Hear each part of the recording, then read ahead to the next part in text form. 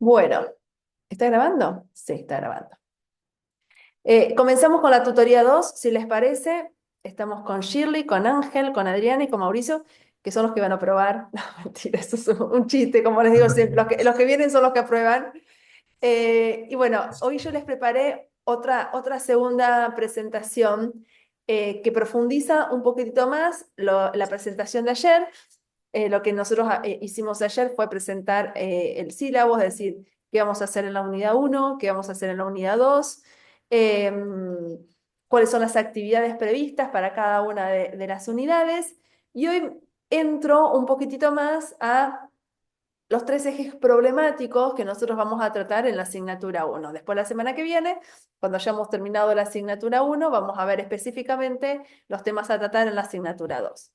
Pero lo que vamos a ver ahora es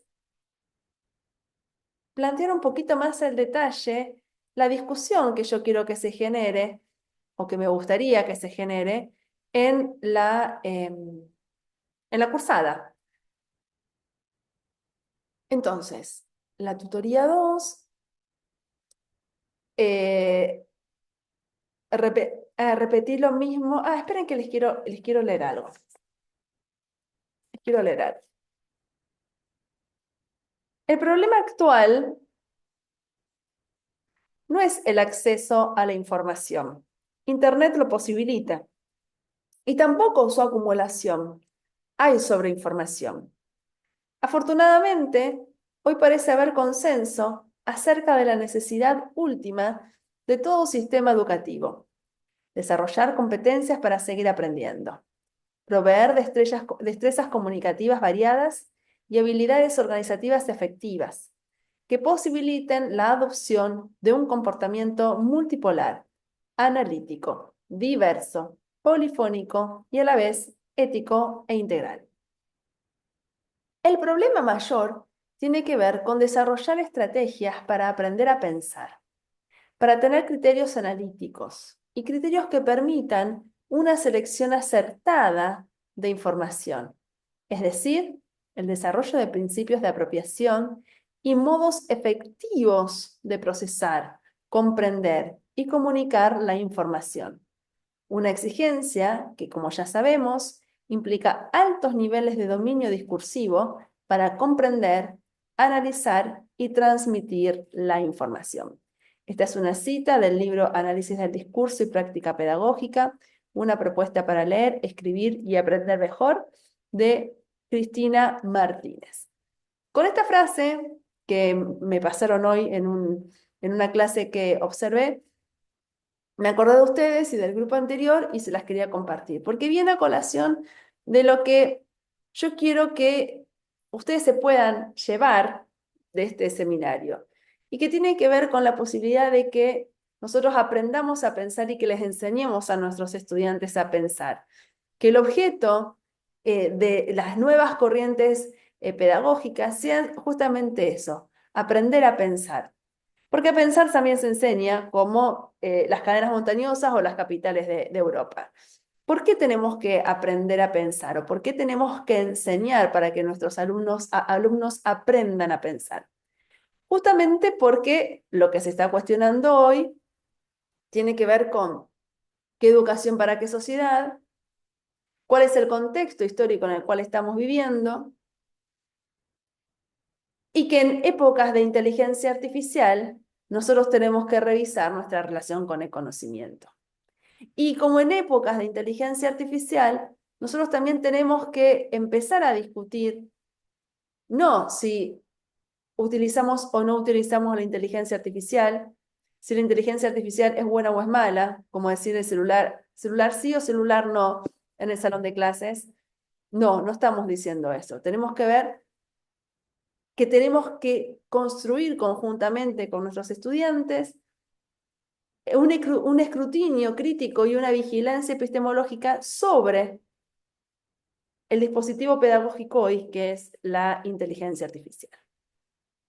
Dicho esto, comenzamos con lo que yo les quería compartir hoy, que tiene que ver justamente con profundizar un poquitito más lo que habíamos visto ayer.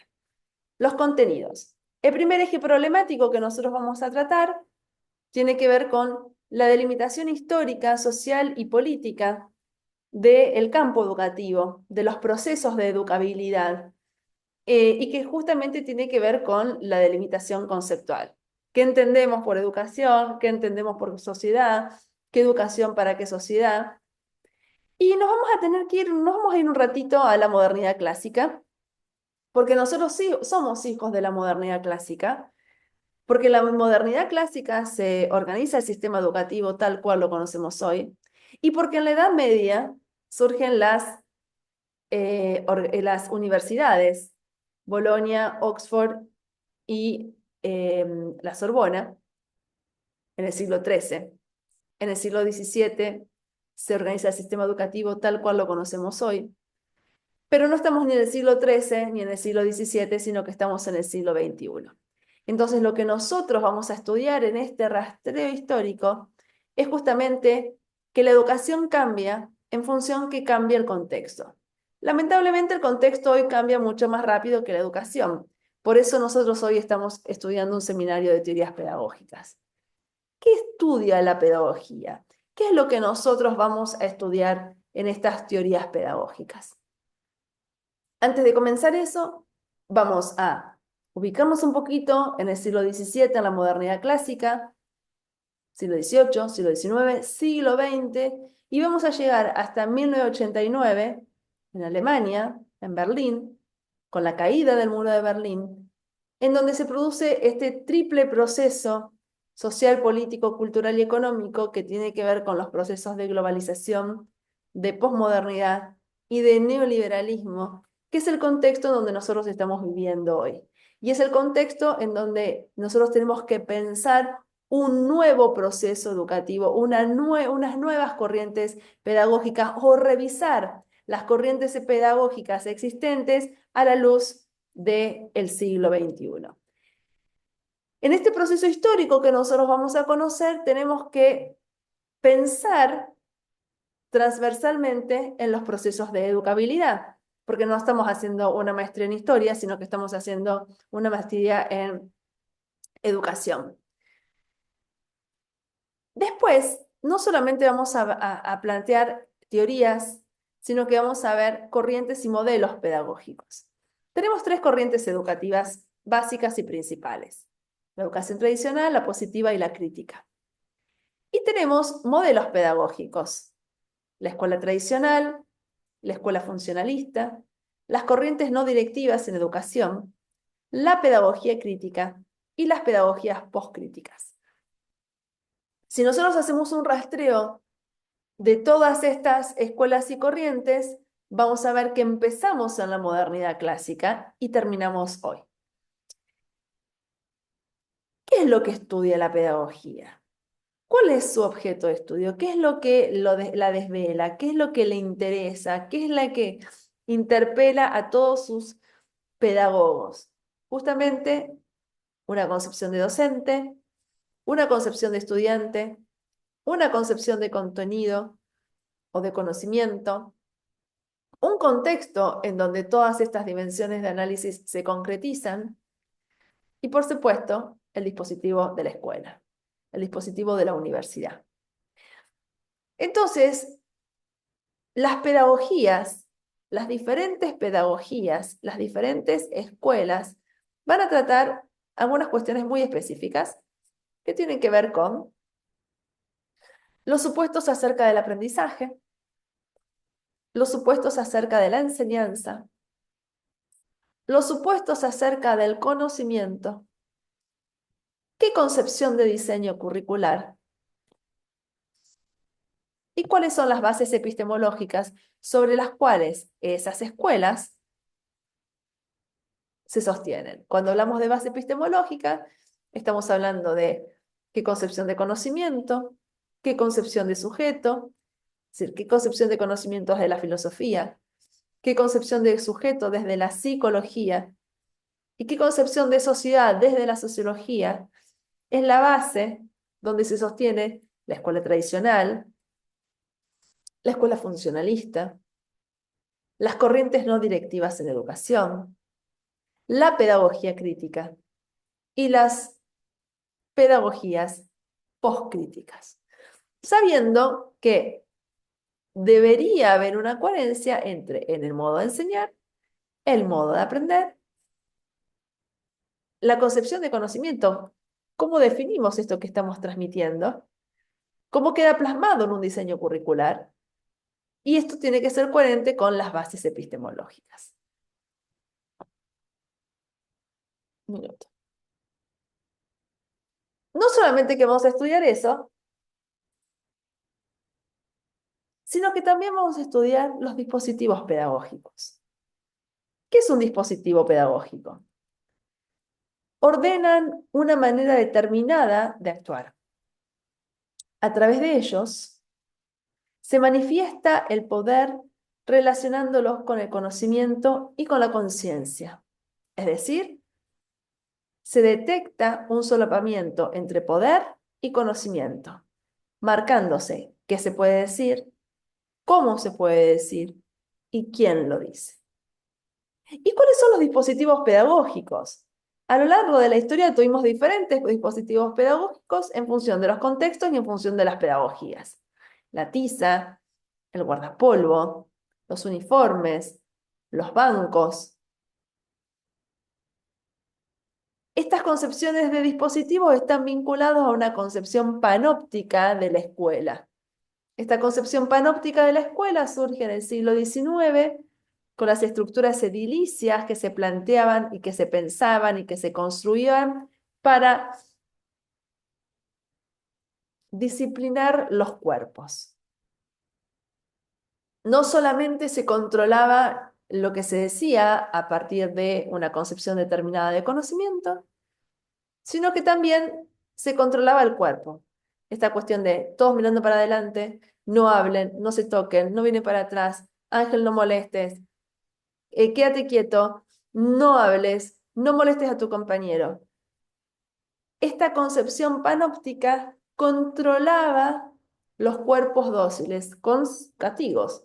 Con este libro, el que lo devela formidablemente bien es Foucault en su libro Vigilar y Castigar.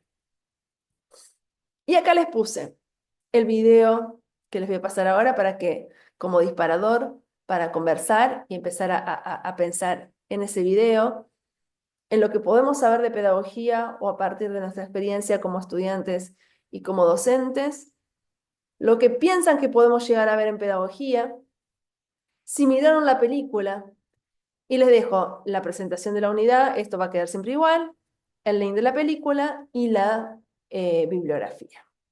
En función de eso, ¡ay, se nos unió más gente! Hola Carlos, Lisette, Denise y Mauricio. En función de eso, al celular les voy a pasar un videito, un reel.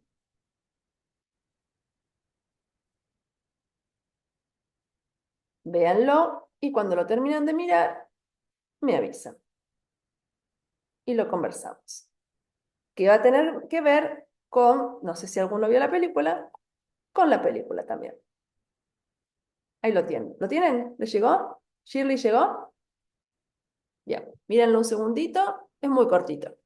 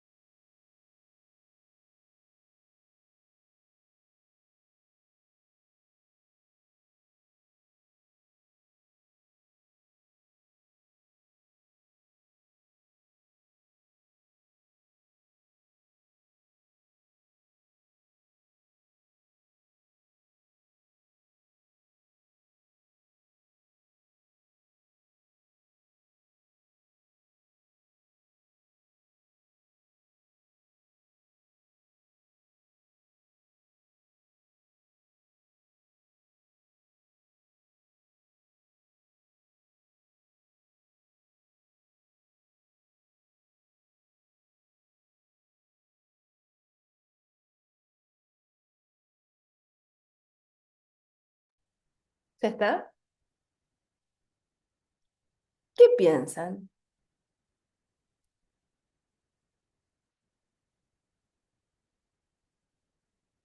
No me digan que tremendo porque tremendo lo digo yo. ¿Qué piensan? ¿Qué estamos haciendo en las escuelas y en la universidad? ¿Qué estamos haciendo con nuestros estudiantes? Estamos obligándolos a seguir una metodología que tal vez no sea adecuada para ellos. Bien, ¿y qué más? ¿Cómo sería entonces? Entonces, bueno, según mi criterio sería de ponernos de parte del estudiante, de nuestros estudiantes, para ver la forma como que aprendan de mejor manera o de mejor calidad, todo eso. Bien. ¿Y cómo deberían aprender hoy, Ángel, en tu criterio? En mi criterio, ¿O qué necesitaríamos saber hoy? En mi criterio, todos los docentes de nivel superior necesitarían, específicamente las carreras técnicas, necesitarían técnicas de enseñanza-aprendizaje, me he dicho, porque en mi caso, yo soy formación técnica. Me he tocado leer un montón de libros y todavía siento que todavía me falta llegar a los estudiantes. Por ejemplo, en el caso de botánica, la cosa de coger las flores, indicarles todo eso, es repetir lo que otros ya han hecho. Buscar técnicas innovadoras para que el mismo estudiante se centre en buscar el conocimiento.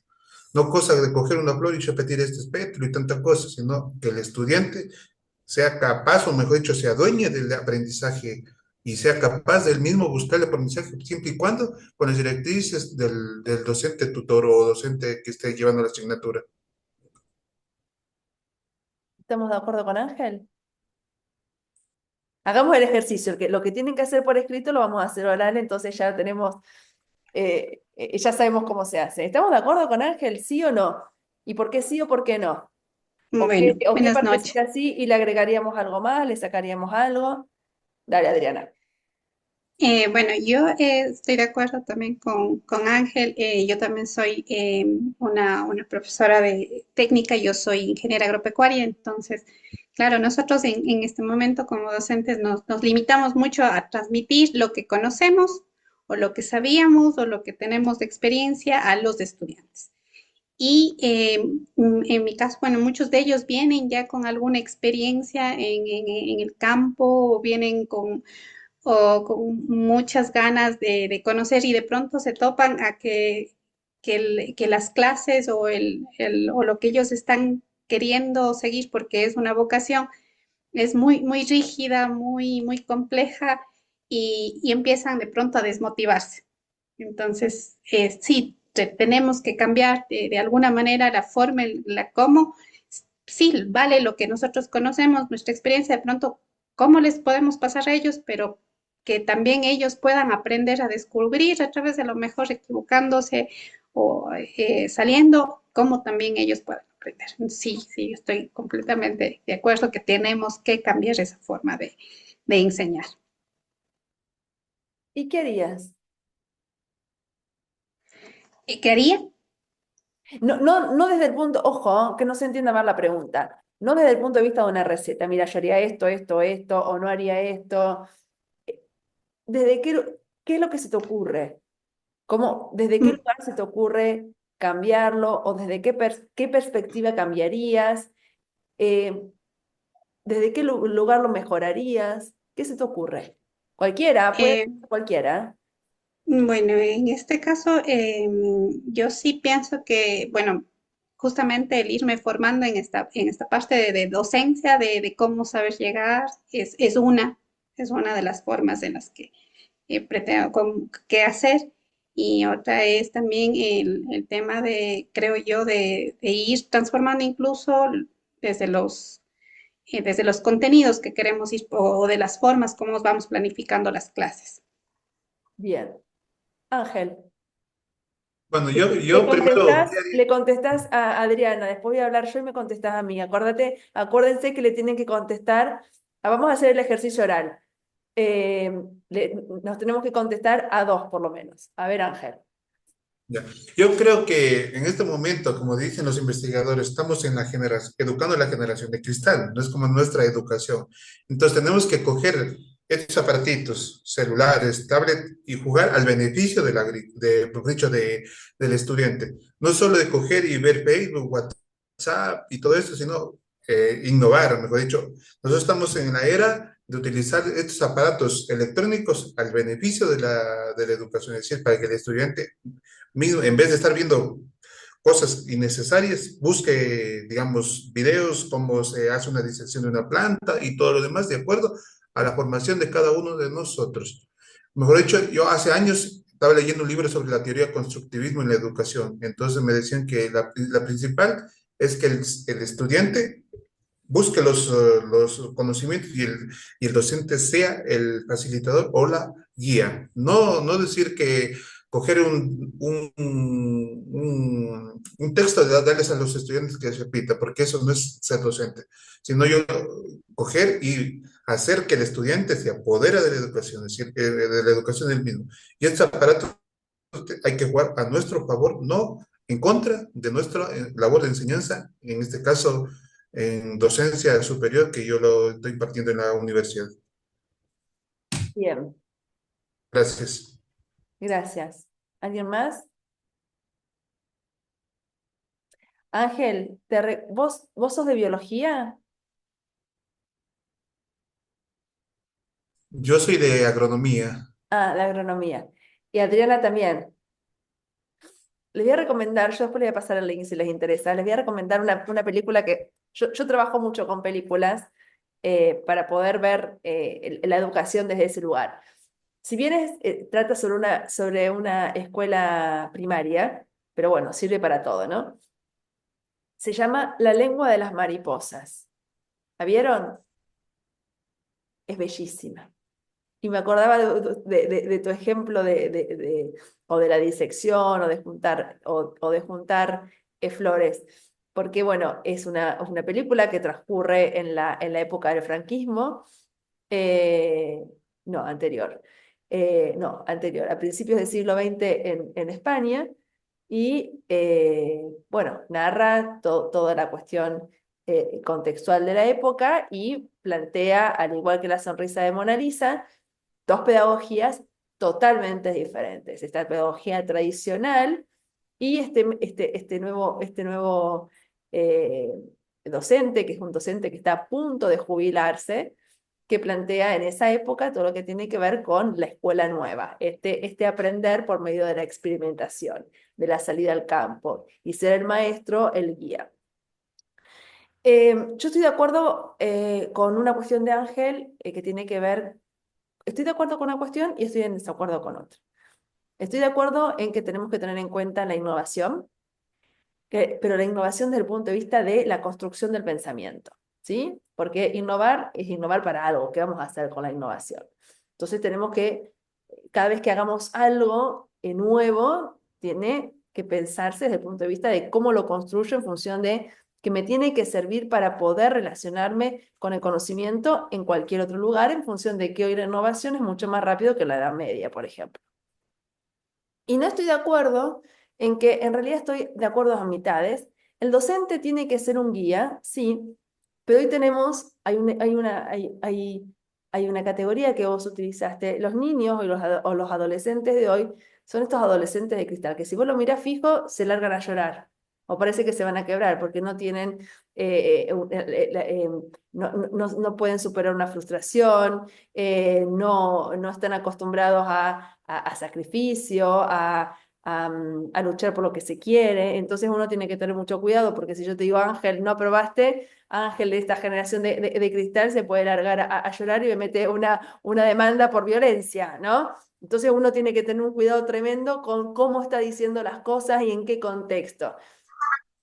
Entonces, yo creo que sí, que la innovación tiene que ser hoy algo fundamental, que puede llegar a estar vinculado con la tecnología o no, pero que tiene que estar vinculado sí o sí a procesos de construcción de pensamiento, y que el docente tiene que acompañar, guiar y estar continuamente ahí, porque si no el niño o el adolescente por sí solo no va a tener muchas ganas de estudiar. Entonces uno tiene que ir tratando de hacerle un andamiaje para que pueda construir, insisto en esta palabra construcción, que Ángel también la utilizó, Y ahora yo les voy a decir algo que tiene que ver con la construcción de Ángel y con las estrategias de Adriana.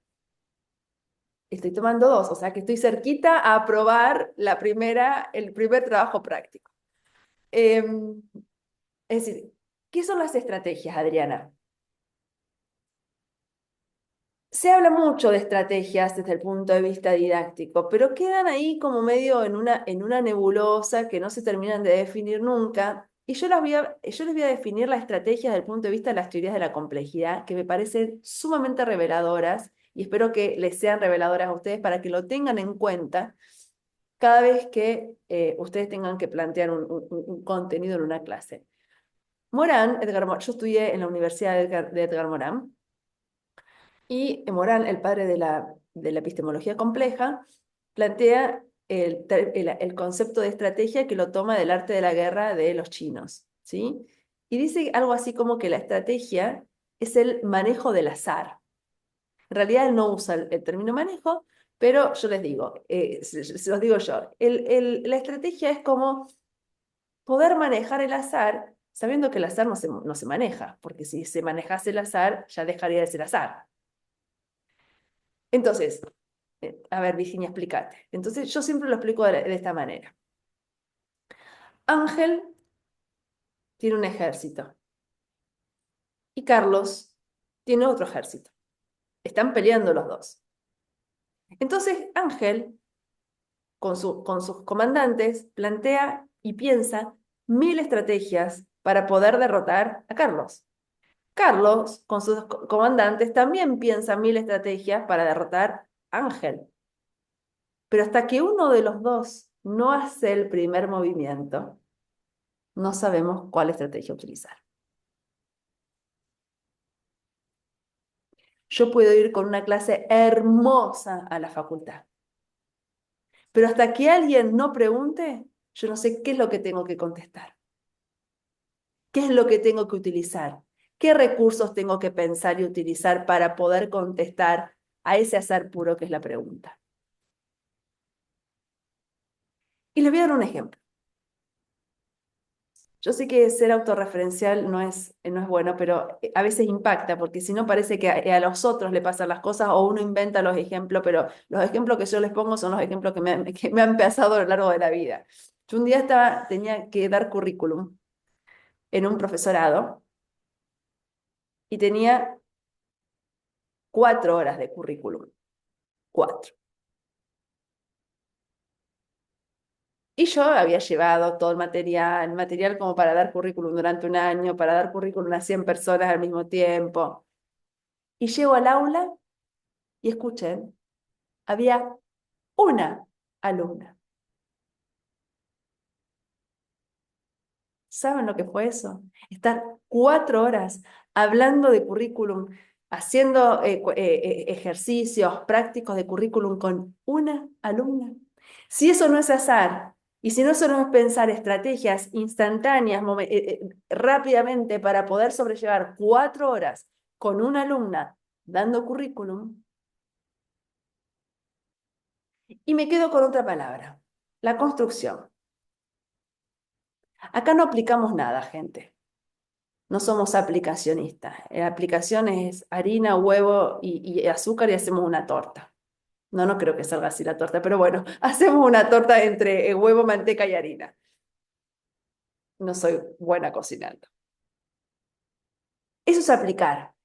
Y la torta sale acá, en Ecuador, en China, en todos lados sale lo mismo. Porque la aplicación es instrumentalista, es pragmática, es neutral, tiene una neutralidad valorativa y es histórica y apolítica. En cualquier lado, de que el hombre es hombre y pudo cocinar, hace una torta de la misma manera que la hacemos nosotras hoy. Puede cambiar que lo hagamos en el microondas, pero es lo mismo. Ahora, ¿qué es construir? ¿Acá hay algún ingeniero civil? ¿No? Bien. Si yo les digo, gente, ¿qué es un puente? ¿Qué es un puente? ¿O cuál es Una la conexión, función de un puente? Una una estructura, conexión entre dos puntos. una Bien, estructura que une dos puntos. bien. Une 2 puntos. Bien, bien Shirley, bien Carlos. Seguimos con Shirley y con Carlos. Todos sabemos lo que es un puente, ¿no? Shirley, ¿vos qué sos? ¿Cuál es tu título de base? Odontóloga. Bien. O sea que no sos ingeniera. No. Carlos, ¿cuál es tu título de base? Abogado. Tampoco sos ingeniero. Virginia, ¿cuál es tu título de base? Soy cientista de la educación. Ninguno de los que estamos acá es ingeniero civil, pero sabemos lo que es un puente, ¿no? Sabemos la técnica del puente. La técnica del puente es unir dos orillas. Ahora, la pregunta es la siguiente. ¿Nosotros podemos construir un puente? ¿Por qué no, Carlos? No tengo los conocimientos para hacerlo. Pero sabes lo que es un puente, sabes la técnica. Sí, pero en este caso me refiero a una estructura, no estaría capacitado para hacerlo y creo que hay que ver de hacer las cosas correctamente. ¿Y qué cosa? Si me refiero a una ¿Sabes la estructura, técnica? ¿Sabes la técnica de cómo se hace la torta? Por lo tanto, también sabes la técnica del puente. sí, pero si hablamos de una estructura de que puedan a transitar vehículos, todo eso, si nos referimos concretamente a eso, no. Exacto. No podemos construir un puente, porque sabemos lo que es ¿Entienden la diferencia entre técnica y construcción? La técnica es a priori. El puente une dos orillas. Pero acá Carlos dijo algo muy interesante. Yo no sé que si pasan, a ver, ¿pasan personas en ese puente? ¿Pasan autos? ¿Es una pista de avión? ¿Está en zona de monzones? ¿Une dos montañas a 2000 metros de altura? ¿Está en época, en terreno arcilloso? O sea, que para construir un puente, ¿qué necesito? Necesito conocer un montón de cosas, de clima, de suelo, de materiales. No te digo de presupuesto, porque puedo tener, supongamos que tenemos todo el dinero del mundo, o sea que no me tengo que preocupar por el presupuesto, pero necesito saber qué une, qué va a pasar por ese puente. ¿Es decorativo? ¿Está en el medio del océano? ¿Está en el Amazonas? ¿Está a altura? ¿De qué material lo vamos a hacer? ¿Es lo mismo la técnica que la construcción? No, ¿por qué? Porque supongamos que todos los que estamos acá, que somos 12, tuviésemos que construir un puente, nosotros tendríamos 12 puentes distintos, porque cada uno lo va a construir como quiere, o en función de que el que te diga, Ángel, anda a construir un puente para unir esta isla con esta isla, pero Adriana tiene que unir una montaña con otra montaña y Shirley tiene que unir dos calles. ¿Son todos puentes? Sí, son todos puentes. ¿Las construcciones son iguales? No, son todas distintas. Pero si estamos construyendo un puente, no es que uno está construyendo un rascacielos y el otro está construyendo un hospital. ¿Se entiende lo que quiero decir con la construcción? Las construcciones son singulares. Las construcciones son individuales. Y las construcciones, para que sean construcciones, tenemos que tener un conocimiento multidimensional, porque no puedo construir desde una sola dimensión. Yo no puedo construir un puente teniendo en cuenta el suelo solamente, o el viento solamente, o los materiales solamente. ¿Por qué? Porque en la primera de cambio es como la de los tres chanchitos, se nos cae todo. Entonces, ¿desde qué lugar nosotros construimos nuestra relación con el conocimiento? Pregunta 1. Pregunta 2. ¿Cómo enseñamos a construir la relación con el conocimiento a nuestros estudiantes? ¿Cuál es la pedagogía que habilita la construcción? Fíjense, ustedes van a mirar todos la misma película, ¿sí? Todos van a tener que hacer una reflexión crítica de 500 palabras. Todos. Todos van a tener que comentar a un compañero y a otro compañero.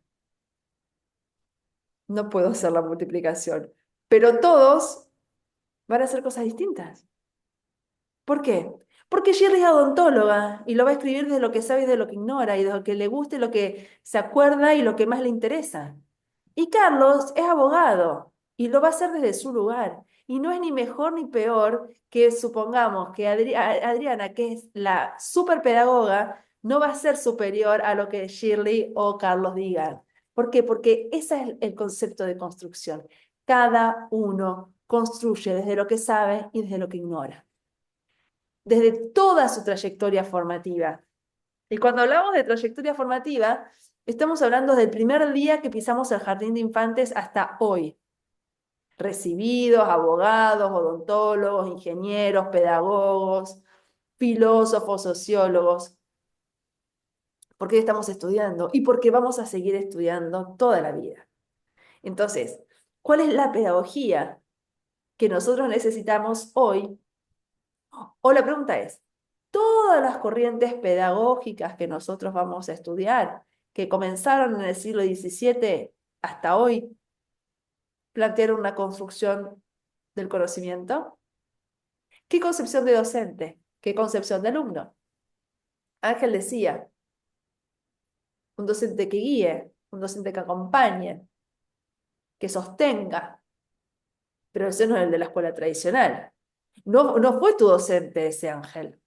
Tu docente te decía aprobado o no aprobado, a cara de piedra, y no le interesaba si aprendías o no aprendías. Él iba a dar clase. Y no te iba a preguntar, Ángel, ¿cómo están tus emociones hoy?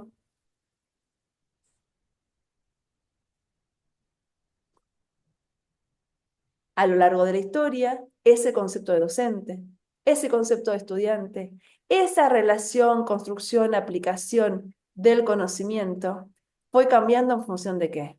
En función de las demandas sociales. Entonces, la pregunta es, ¿qué educación para qué sociedad? ¿Qué está demandando hoy la sociedad? Hoy la sociedad con la inteligencia artificial, que es la tecnología y es el dispositivo pedagógico hoy, con ese dispositivo pedagógico y en esta sociedad de la sobreinformación o en esta sociedad de la sobretecnologización, ¿desde qué lugar construimos las corrientes pedagógicas? ¿Desde qué lugar transmitimos un conocimiento? ¿Aplicacionista o constructivo? ¿Desde qué lugar del saber me posiciono yo como docente? ¿Cuáles son las estrategias que tengo que construir para que el otro aprenda? Que en realidad el otro no aprende, aprendemos los dos. Porque hoy, en una situación de educabilidad, los sujetos pedagógicos, el docente y el estudiante, los dos enseñamos y los dos aprendemos porque los dos sabemos cosas distintas. Distinto en la época de Comenio, que si el niño no iba a la escuela, era un ignorante. Si la gente no iba a la escuela, era un ignorante.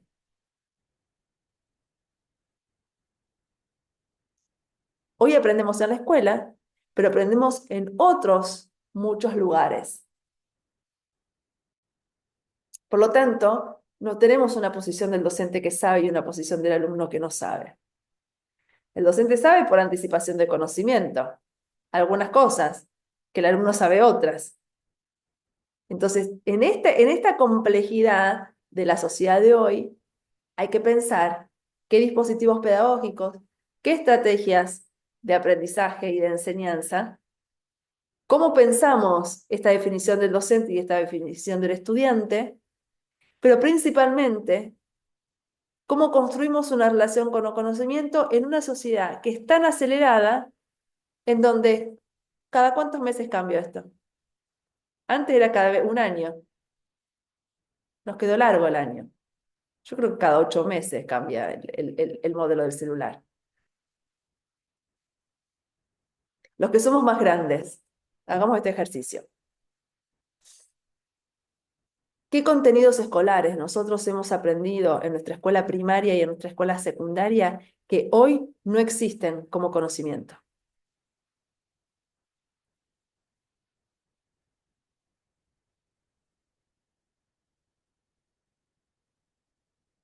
Yo aprendí en la escuela secundaria a escribir se llamaba de dos maneras, no sé cómo lo conocen ustedes, taquigrafía o estenografía, era escribir con palitos.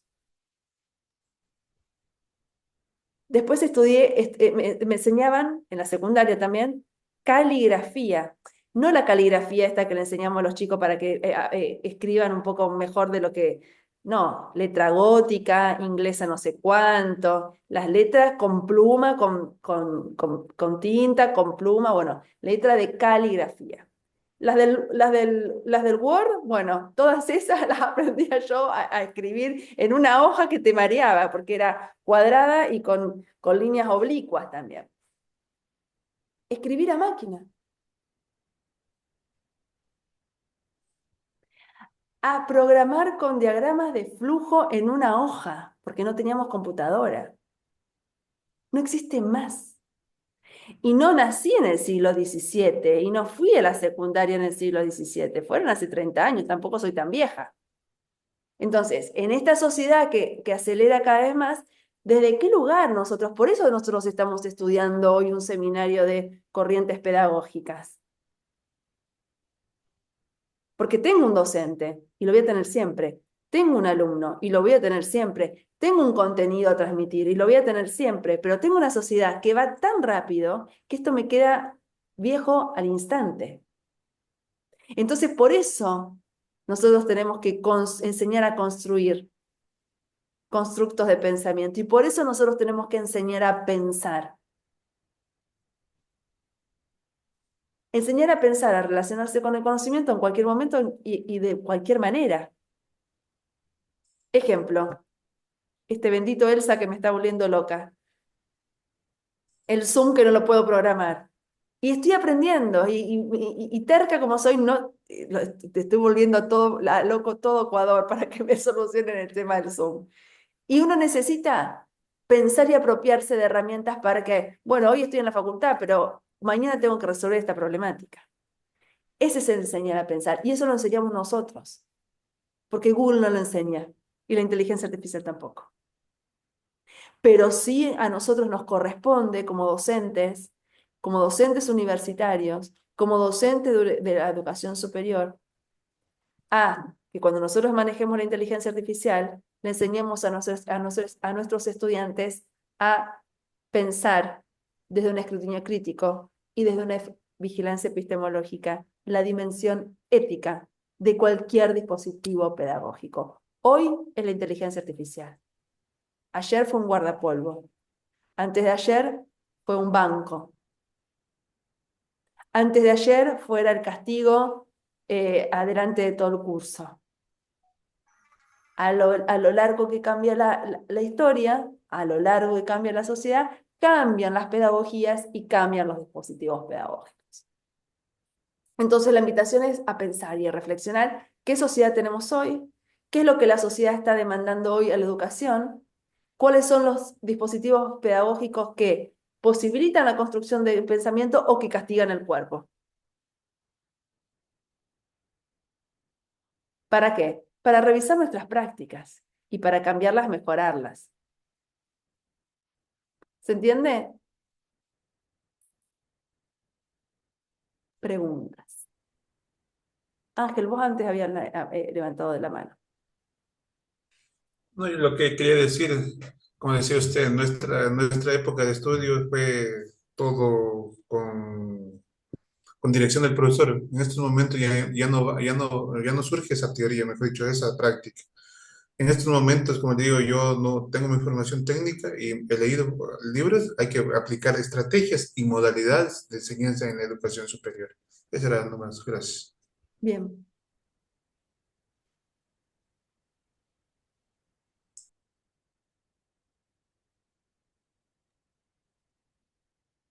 Bueno, yo recojo muchas las palabras que dio usted, Virginia, en vista de que es cierto, o sea, estamos en una sociedad que todo es dialéctica, se transforma, cambia, y nos planteamos como interrogantes si la educación ha sido también sujeta a esos cambios.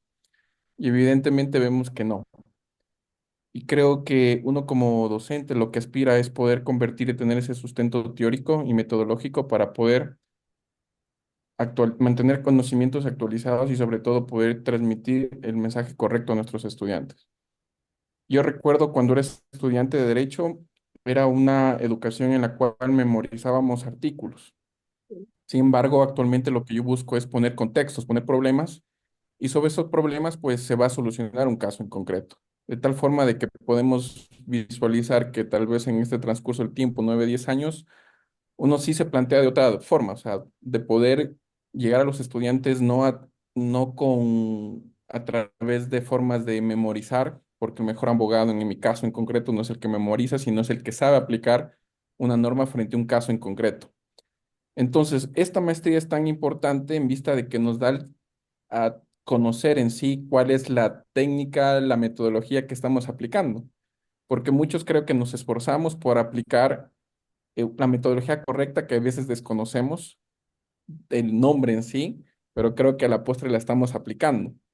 De tal manera de que creo que esto es importante, poder llenar estos vacíos y poder complementar con, eh, hablemos con posiciones metodológicas que a la postre yo creo que también es importante en vista de que creo que todas son importantes y podemos tomar una posición ecléptica, de esta teoría es importante tal cosa, de esta de igual manera. Entonces, para ir concluyendo, veo la necesidad de poder cambiar sustancialmente la forma en la que nos educamos a nuestros estudiantes. Sí, me quedo comparto absolutamente todo. Y me quedo con algo que dijiste que me parece que es muy importante. Yo hace más de 20 años que lo planteo, esta cuestión de que no tenemos que enseñar más contenidos. Entonces, cuando yo lo planteaba en el año 2000, me miraban con cara rara. Y, y sí, no, es decir, ya no podíamos enseñar contenidos en el año 2000. Y hoy en el 2024 no podemos enseñar contenidos. A ver, ¿qué significa esto?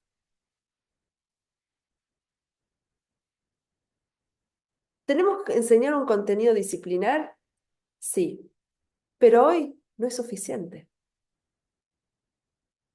Hoy no es suficiente con el contenido disciplinar, porque yo necesito otros tipos de saberes a problematizar frente a una situación.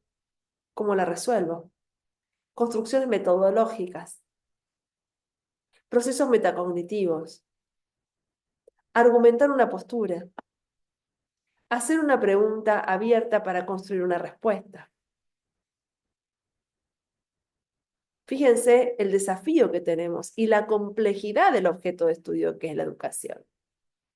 Porque la educación trata con tres cuestiones fundamentales. Trata con sujetos que conocen y tratan con sujetos que conocen en una sociedad. Cambia una dimensión de análisis, cambia completamente todo. Fíjense lo que estaba diciendo Carlos. Antes, en mi época, un buen abogado era el que memorizaba. Sí, hace 20 años atrás. Pero hoy tengo que saber qué dice un artículo, sí, porque si no, no voy a poder resolver un caso. Pero el caso es mucho más complejo que la definición del artículo. Por lo tanto, uno tiene que tener otra, construir otra dimensión con el conocimiento. Les digo algo que yo construí en mi investigación postdoctoral. Yo hice mi investigación de doctorado con respecto al concepto de tiempo, el tiempo educativo, y mi investigación postdoctoral, seguí investigando el tiempo, me vine desde el Génesis y desde la mitología griega hasta hoy, con un rastreo del tiempo desde el punto de vista filosófico, religioso, educativo, y termino con el tiempo en la termodinámica. Y construí una categoría que se llama areios. ¿Qué tenemos que enseñar hoy? Nosotros tenemos que enseñar a entramar conocimientos. A esto que estábamos diciendo antes de la construcción del puente. Ustedes están en Loja. ¿Loja es llanura o tiene alguna subida, algún lugar alto? ¿Hay algún edificio alto? ¿Está Loja en una montaña? ¿Está más cerca del océano? ¿Dónde está Loja? ¿Está más En cerca la de la cordillera? ¿Está más cerca del mar? cordillera de los Andes, Bien, o sea que está en altura. 2160 metros. me voy a ir. Entonces, estuve en Sucre hace 15 días atrás y casi me muero de la altura. Bueno, em, supongamos que vamos al lugar más alto de Loja. Si yo voy al lugar más alto de Loja, como si voy al lugar más alto de cualquier tipo de ciudad, ¿qué veo yo? Veo el entramado de la ciudad. Veo donde hay una plaza, aunque sea a muchos metros. Veo donde se entrecruzan las calles. Veo donde hay un callejón sin salida. Veo cómo está urbanizada y construida la ciudad. Ahora, si yo me paro en una esquina cualquiera, al nivel del mar, ¿qué veo? 4 esquinas, un poquito más, un poquito menos. ¿Es lo mismo mirar 4 esquinas que mirar el entramado? Bueno, enseñemos a que nuestros estudiantes miren desde acá el conocimiento, pero no desde una concepción de soberbia, sino desde una concepción de altura para poder entramar.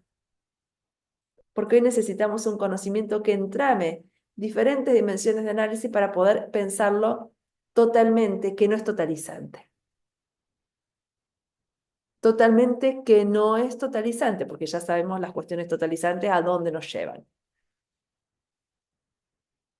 Entonces, ¿desde qué lugar, con todos estos elementos que estuvimos pensando hoy, que algunos van a encontrar en la película, eh, y otros vamos a seguir conversando, ¿desde qué lugar vamos a pensar nuestro accionar cotidiano en nuestras aulas? ¿Sí?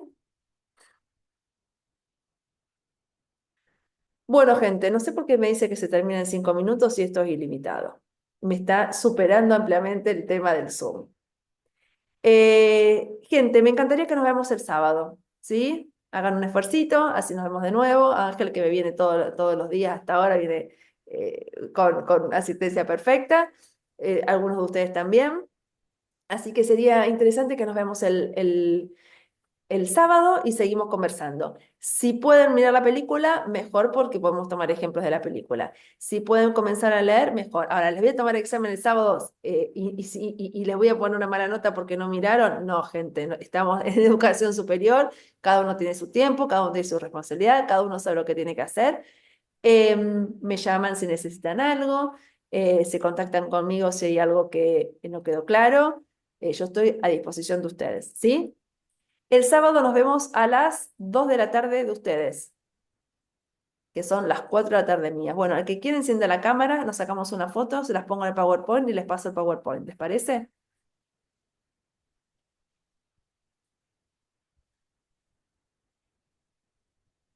Ah, estaban todas, mirá. Denis, la facha que tiene, está divina. ¿Por qué no encendiste antes la cámara, Denis? Mirá qué linda que estás. Bueno, Llegando del trabajo, mi doctor. muy bien, estamos. Listo, ahí saco. Se me ponen todos lindos. Listo. Ahí saqué las fotos, ahora se las paso. Si necesitan algo antes del sábado, se contactan, me llaman por teléfono, me escriben un WhatsApp, desde el grupo o privado, como quieran, yo estoy acá para lo que necesiten, ¿sí? ¿Entendieron cómo hacemos el ejercicio? Como lo hicimos hoy oral. Uno habla, el otro acuerda, no acuerda, por qué no desacuerda, en dónde acuerda más, en dónde acuerda menos. Eso lo hacemos por escrito después. Es decir, la reflexión de ustedes de 500 palabras y después comentan a otros 2 compañeros. ¿Ok? Buenas noches, gente. Un placer, un gusto. Gracias por la escucha. Buenas noches, que pasen. Gracias, buenas noches. Hasta mañana, mi noches. doctor. Hasta Chao, mañana. hasta mañana. Gracias. Hasta mañana, Doc. Gracias. Chau, chau. Linda noche, Doc. Linda noche para ustedes. Chao, Doc. Linda noche. Chau, chau.